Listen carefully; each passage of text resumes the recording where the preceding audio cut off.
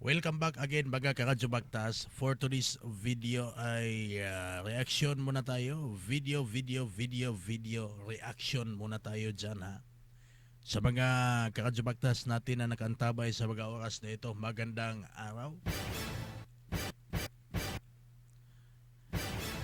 Bibigyan lang natin ng reaksyon ang isang nagmamagaling. Isang vlogger na nagmamagaling sa kanyang sarili. Bilib na bilib sa kanyang sarili, bilib na bilib sa kanyang idolo na presidente na si Bongbong Marcos baga Karadyo Bagtas.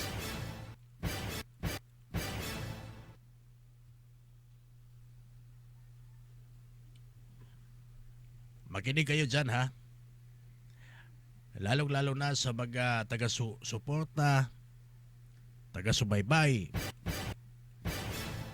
at nakikinig sa taong ito.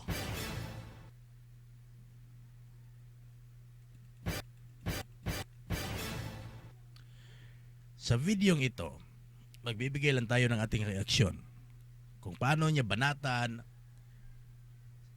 si former President Rodrigo Roa Duterte at kung paano niya banatan ang ating senador na si Robin Hood Padilla. O kinwestiyon niya ang statement na binigay ni Senator Robin Hood Padilla kamakailan sa estado ngayon ni former President Rodrigo Roa Duterte na nakadetain sa kasalukuyan sa panahong ito ay nakadetain sa The Hague, Netherlands. Binigyang diin niya na may malaking banta sa seguridad sa bansang Pilipinas ang naging pahayag, ang naging statement ni Senator Robin Hood Padilla.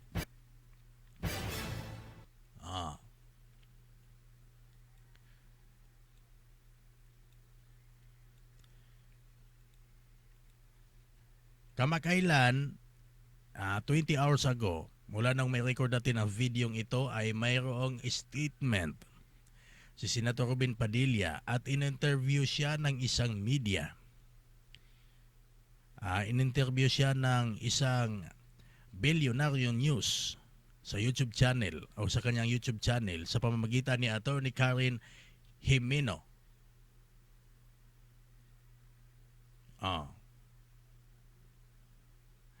Senator Robin Padilla declares that former President Rodrigo Duterte's health is crucial to the country's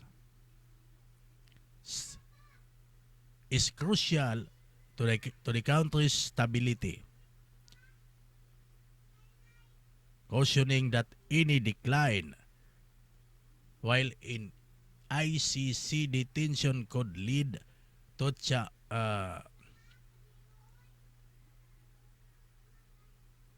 chaos.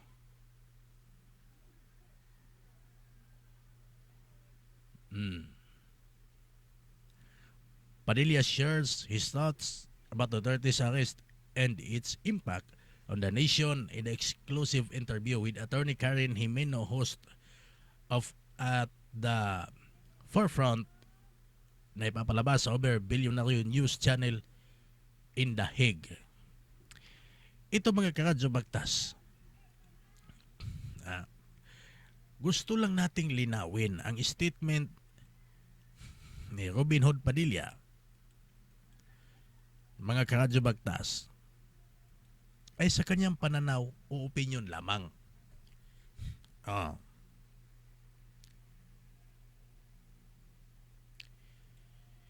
Kaso ang vlogger na ito, itong kilala nating vlogger, idolo ko din ang vlogger na ito eh. Batang Maynila kasi ito eh. Siyempre, idolo natin to, pero magre-react lang din tayo. Bibigyan natin ng reaction yung kanya mga komento. Pakinggan natin kung ano yung komento niya o ano yung kanyang ano yung kanyang mga patutsada sa statement ni Robin Hood Padilla. Ito pa, ka-coffee. Nagbabantay itong si Robin Padilla. Yeah. Ito pa ha. Nagbabanta siya na once daw po na may mangyari sa kalusugan ni Tatay Digong niya, ni Tatay Digong nila ng mga DDS, habang nasa kustodiya ng International Criminal Court o ng ICC. Once na may nangyaring masama, ka-coffee, magkakaroon daw po ng chaos. It will lead to chaos. Anong ibig sabihin ng chaos? Gulo. Dito sa amin sa Mindanao, kasamang ka-coffee, ang chaos, yun yung gulong na walang hangin ni chaos.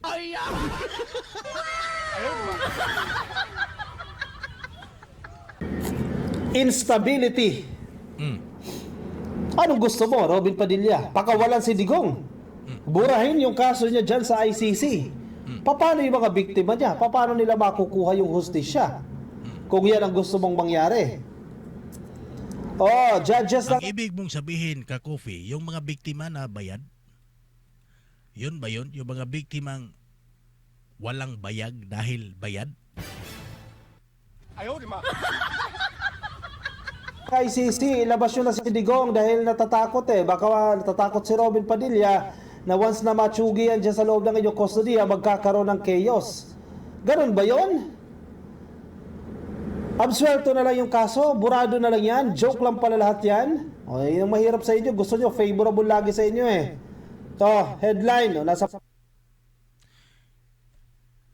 Teka lang, paano mo masasabi? Paano mo nasabi na favorable lahat sa mga Duterte ang gusto ng gobyerno o ang gusto nila? Ganun ba yun? Sa tingin mo, ka-coffee, tama ang ginawa ng gobyerno? Sa tingin mo, tama ang ginawa ng mga pulis ni Bongbong Marcos, yung amo mo? Sa tingin mo, tama ang due process na ginagawa ang ginawa ng baga otoridad sa pagdampot kay former President Rodrigo Roa Duterte? Sa tingin mo, tama? Nasa due process? Sa politiko. Basa nyo, ka-coffee? Mas magulo. Philippine stability at risk if Duterte's health declines in ICC detention. Sabi po ni Robin Padilla. Mas magulo daw ha. Magkakaroon ng risk sa kaayusan o sa stability ng bansa once na mag-deteriorate o mag-decline o sumama pa lalo yung health condition ni Digong habang nasa ICC facility. Yan ang banta ni Robin Padilla dyan. Bakit yung normal? Alin ba sa'yo ang banta at alin ba sa'yo ang opinion? O ano bang pagkakaintindi mo, brother, ng isang opinion at isang banta?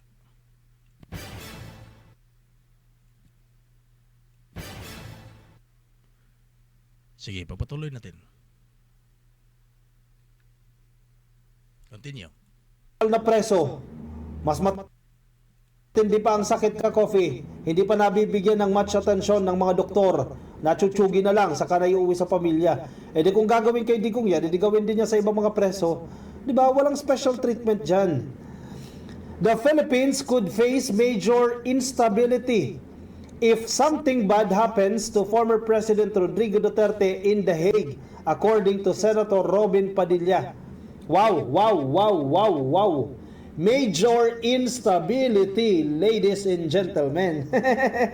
Sabi ni Robin Padilla. Sir, ikaw ba naglabas ng statement na to? Medyo malalim to ah.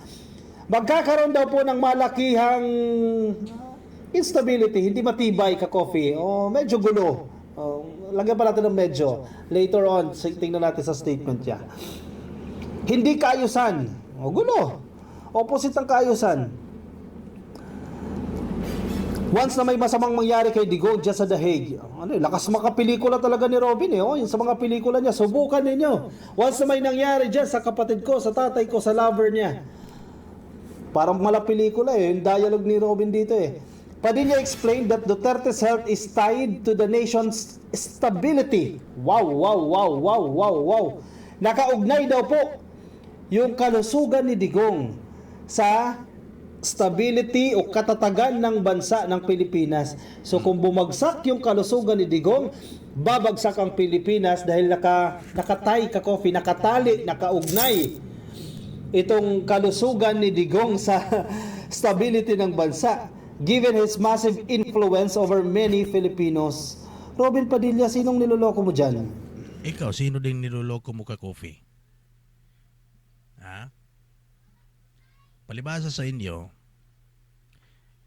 yung mga tao na sumasali sa patutsada ng gobyerno, binabayaran ninyo.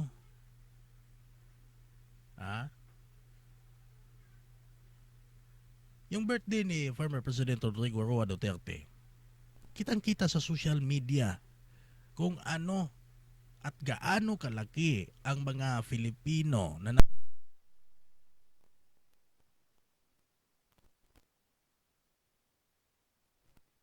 magbigay lang ng kanilang suporta para sa dating Pangulo worldwide. Hindi lang Pilipinas yon, brother, ha? Hindi lang Pilipinas ang nagsagawa ng ganong pagtitipon worldwide. Bakit ito nasabing worldwide? May ibang bansa din ang gumawa ng ganong pagtitipon. Lalo na sa Dahig, Netherlands, kung saan dinala ng amo mong si former President Rodrigo Roa Duterte. Hindi mo nakita? Bakit hindi mo bigyan ng reaksyon yung mga taong sandamakmak na gumawa ng mga event sa kasagsagan ng birthday ni former President Rodrigo Roa Duterte? Hindi nyo kayang tanggapin na maraming Filipino within Philippines and abroad, and in fact marami pang ang ibang lahi na nagmamahal kay former President Rodrigo Roa Duterte. Hindi nyo kasi matanggap na marami nagmamahal kay Digong kumpara sa amo mong tambaluslos.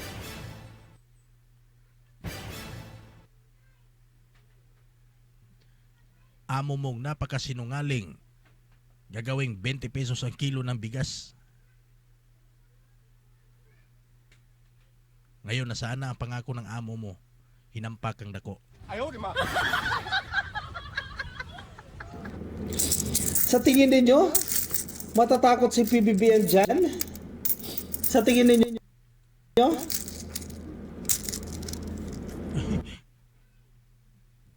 Talagang hindi siya matatakot. Ano yan super saiyan yung amo mo eh. Scientist. Ayaw, di ma. Gagawa ng effort si PBBM dyan dahil sa banta na to ni Robin Padilla? Duterte, who turned 80 on March 28, is currently detained at the ICC in the Netherlands pending a trial on drug war-related charges. That did not stop his supporters as hundreds of thousands of Filipinos celebrate his birthday in a show of solidarity. O ano nangyari? Nag-celebrate kayo ng birthday, ilang araw kayo nag-celebrate? Sabi ni Roque, 5 days daw. O ano nangyari? Nakalaya na ba? Kasi you're not working strategically eh. Palakasin ninyo yung defense ninyo. Igonggong ka pala eh. Bakit? Sinabi ba ni VP Sara na magsiselebrate sila para lumabas makalabas ng ICC si Duterte? Gunggong pala to eh. Gunggong ka pala talaga. Yun yung style, yun yung technique. Ang panawagan lang ni VP Sara, for your information kakupi,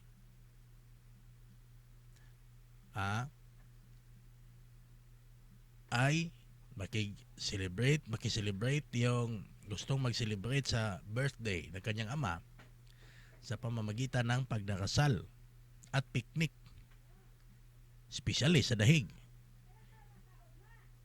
Wala namang sinabi doon na gumawa ng pagtitipon para ilabas o mapawalang sala si former President Rodrigo Duterte ng ICC, wala namang sinabi doon. 哎呦我的妈！ Nick, para mailabas si Digong, hindi magsisigaw kayo dyan. In fact, posible pang makasama yan. Si Digong na mismo nagsasabi, huwag kayong mangialam. Hayaan nyo sa mga abogado yan. O ano na naman to? Para sa akin, kung gusto natin talaga ng stability sa bansa natin, hindi natin dapat ito ginawa. Oh, Mr. President, PBBM, dapat hindi mo raw ginawa yan kasi pinagbibintangan nila si PBBM. Kung gusto raw natin ng stability dito sa bansa. Oh, magpresidente ka na, Robin. Oh, 2028, may impeach si Sara, di ba? Hindi ikaw na tumakbo. Di ko ma-imagine ka, Coffee. Paano tayo pamumunuan ni Robin Padilla? Kasi ang PDP laban niya, hindi na mapamunuan ng maayos eh. Sabi niya, wala kaming heads eh. Ano ka, presidente ka, di ba, ng PDP laban? Hindi ko ang head. He said about Duterte's arrest and turnover to the ICC. Paano kung may mangyari kay Mayor ngayon? Dito, hindi mas magulo. Nagbabanta, mas gugulo daw pag may nangyari kay Digong. Diyan sa The Hague, The Hague. ICC. Sa maniwala ka sa hindi at sa pumayag ka man o sa hindi, brother ka Coffee, hindi mo kayang pigilan ang bawat Filipino na supporter ng mga Duterte kung ano ang kanilang gagawing hakbang. Kung sakali mang may masamang mangyari sa idolo namin na presidente, sa idolo naming presidente noon, na may mga proyekto at maraming nagawa, pinatay ang mga kriminal. Sorry. Pero sabi ni Digong, pinatay niya yung mga kriminal.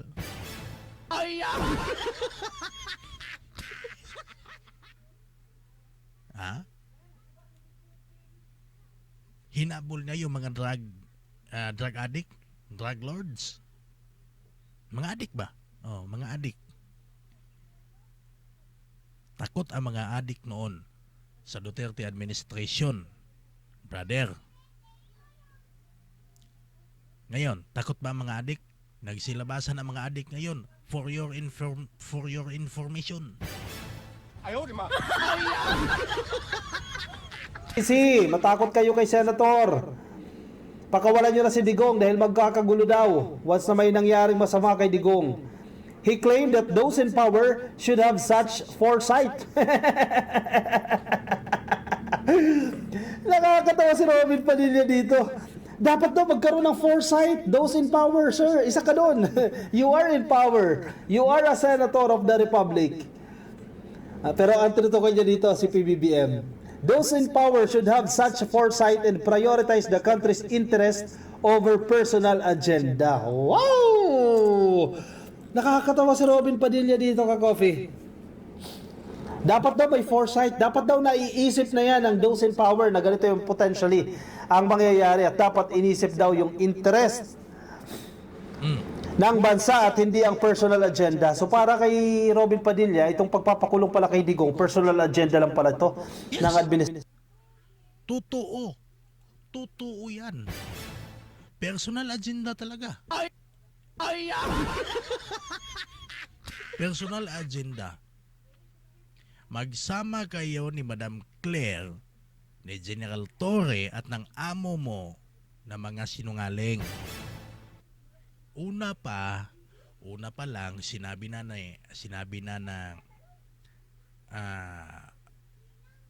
spokesperson ng palasyo na wala silang information na natanggap na may warrant of arrest na si former President Rodrigo Roa Duterte. Itinanggi nyo yung balitang yon. Nung una, itinanggi ninyo. Itinanggi ng amo ninyo o amo mo. Ng kalaunan, ay sinabi din ni Madam Claire Castro at kanyang kinonfirm na sila ang nag-request ng ICC. O anong tawag doon? 哎呦我的妈！ Administrasyon, sir. Part 1 muna tayo mga Karadyo Baktas.